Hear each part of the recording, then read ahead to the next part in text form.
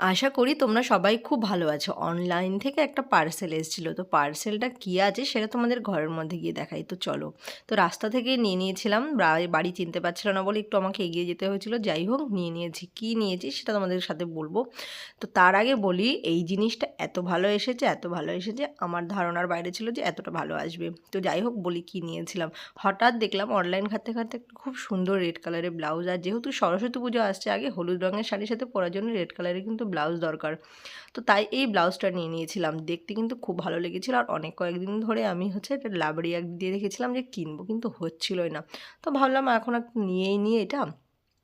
তো নেওয়ার পরে সিরিয়াসলি তোমরা বিশ্বাস করবে না, মানে অনলাইন থেকে এত ভালো মানে একটা জিনিস আসে। আর মানে কোথা থেকে নিয়েছি সেটা তোমাদের সাথে বলি। এটা আমি নিয়েছিলাম মিশো থেকে। তো খুবই ভালো এসেছে প্রোডাক্টটা, আমি তো খুবই বেশি খুশি হয়েছি। আর যে দামের মধ্যে এসছে, অবশ্য বাজারে বা নর্মাল মার্কেটে গেলে কিন্তু এই দাম